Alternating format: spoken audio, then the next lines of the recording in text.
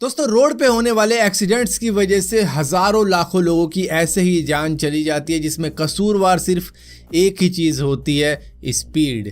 जब स्पीड काफ़ी ज़्यादा होती है तो लोगों के लिए जानलेवा होती है, जिसकी वजह से यूरोपियन यूनियन ने तो 1 जुलाई को ये फैसला कर लिया था कि एक ऐसी टेक्नोलॉजी भी बनाई जानी चाहिए जो कि एंटी स्पीडिंग टेक्नोलॉजी होनी चाहिए, और वो हर मैन्युफैक्चरर को अपनी कार में लगानी होगी, जिससे कि कार चाहे कितनी पावरफुल हो लेकिन उसकी एक स्पीड होगी, सेट कर दी जाएगी कि इससे ज़्यादा ये नहीं जाएगी। तो ऐसी टेक्नोलॉजी होनी चाहिए। अब यूरोपियन यूनियन ने तो ये बात कह दी, जिस तरीके से उन्होंने ये कह दिया था कि यूनिवर्सल चार्जर भी होना चाहिए, तो अमेरिका ने भी फिर यही सारी चीज़ें शुरू कर दी थी कि भैया टाइप सी USB पोर्ट वाला चार्जर होना चाहिए, हर एक मोबाइल के अंदर यही चीज़ होनी चाहिए। ऐसे नहीं कि कोई कुछ बना रहा है कोई कुछ बना रहा है। तो इसी तरीके से अब अमेरिका ने ये भी चीज़ कॉपी कर ली है। दरअसल अमेरिका के न्यूयॉर्क के अंदर भी एक बिल पास कर दिया गया है कि भैया एंटी स्पीडिंग टेक्नोलॉजी होनी चाहिए, बहुत ज़्यादा ज़रूरी है। जिसके बाद में लोगों ने पूछा कि ये तुम्हारे आइडिया आते कहाँ से हैं। उन्होंने कहा कि भैया उसी तरीके से आते हैं जिस तरीके से बॉलीवुड वालों को आते हैं अच्छी अच्छी फिल्में बनाने के।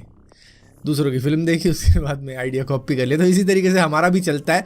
खैर, ये तो मजाक की बात हो गई। तो यूएस के कैलिफोर्निया के अंदर भी एक और नई चीज़ हो चुकी है कि भैया 2035 के बाद में कोई भी पेट्रोल डीजल वाली कार वहाँ पर नहीं बिकेगी। चलेगी नहीं ऐसा नहीं कह रहे, बिकेगी नहीं, मतलब जो भी नई कारें आएंगी वो नहीं होगा। सेकंड हैंड कार खरीद सकते हो पेट्रोल डीजल वाली, लेकिन नई नहीं आएगी। अब 2030 का तो इंडिया के अंदर भी हो रखा है कि 2030 के बाद में कोई भी पेट्रोल डीजल कार इंडिया के अंदर भी नहीं बिकेगी।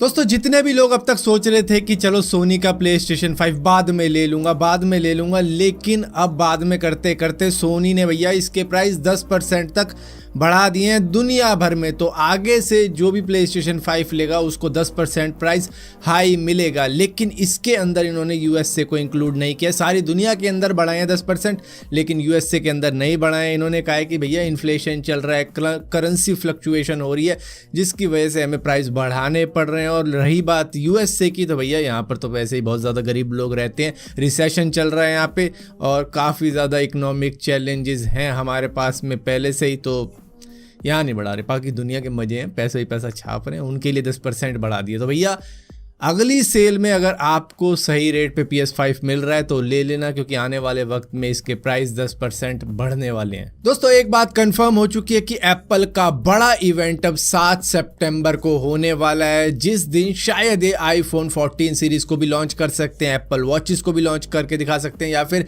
एयरपॉड Pro 2 भी आ सकता है उस दिन। लेकिन एक चीज़ और बताई जा रही है कि जो मिनी वेरिएंट है उसको कट डाउन कर रहे हैं। यहाँ पर ये iPhone 14 मैक्स लेके आएंगे मिनी की जगह। यहाँ पे क्या होगा कि कम पैसों में बड़ी स्क्रीन वाला आईफोन लिया जा सकता है। इसी के साथ साथ बाकी सारी चीज़ें सेम रहेंगी। iPhone 14 Pro, iPhone 14 Pro Max ये सेम रहने वाले हैं, और नॉर्मल वाला जो आता है वो तो रहेगा ही रहेगा। दोस्तों, ऐसा सुनने में तो आपको आ ही रहा होगा कि 12,000 से नीचे के जो स्मार्टफोन होंगे वो चाइनीज़ मैन्युफैक्चरर नहीं बेच पाएंगे इंडिया के अंदर। शायद इंडियन गवर्नमेंट उनको बैन करने वाली है कि 12,000 से नीचे के स्मार्टफोन अब तुम यहाँ पे नहीं बेचोगे। यहाँ पे ये फ़ोन इंडियन स्मार्टफोन मैन्युफैक्चरर को बेचने दो, ताकि इन्हें भी मदद मिले। मेड इन इंडिया के फ़ोन प्रमोट होने चाहिए।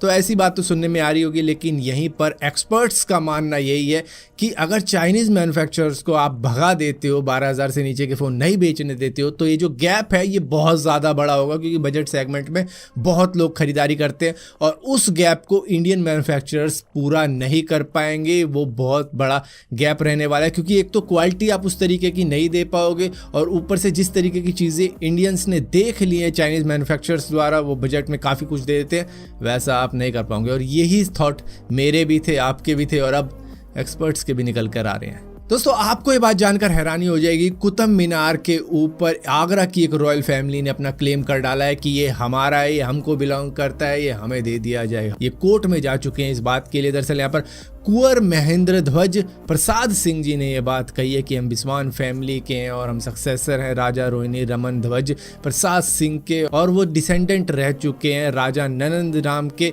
जो कि 1695 में इस दुनिया को छोड़कर चले गए थे, और उस वक्त में फिर औरंगजेब वगैरह ने कंट्रोल ले लिया था। तो इस वजह से ये आज हमारे पास नहीं है। हमारे पास तो आगरा से लेकर मेरठ तक का वो लैंड भी नहीं है जिस पे हमारा राइट है, तो उसके ऊपर भी बात की जानी चाहिए। तो 13 सितंबर को इसका फैसला कोर्ट में होगा कि क्या माजरा रहा है। तो भैया इनको ये भी कहा कुछ लोगों ने कि 150 साल तक तुम सो रहे थे, तुमने कुछ कहा ही नहीं। अगर तुम्हारा ये लैंड था तो कुछ तो बोलते। दोस्तों पेड़ काटना कितनी ज़्यादा बुरी बात होती है हम सभी को बड़े अच्छे तरीके से मालूम है, लेकिन लोग रुकते नहीं है और नेचर एक दिन अपना बदला किसी ना किसी तरीके से ले ही लेगा इन सारी चीज़ों के लिए। जैसे कि ग्लोबल वार्मिंग आजकल हो रही है, उससे हमें काफ़ी ज़्यादा दिक्कतें हो भी रही होंगी, लेकिन एक पेड़ ने अपना बदला तो भैया ले लिया कुछ इस तरीके से। अब ये देख के आपको थोड़ी बहुत तो खुशी हुई होगी, लेकिन यार रिस्की भी था। लेकिन हाँ, वो जो बंदा उछला था वो ऐसा लग रहा था जैसे कि पेड़ पे खड़ा हो जाएगा कुछ मिनट के लिए, और क्या एपिक वीडियो बन जाती है अगर वो ऐसा कर देता।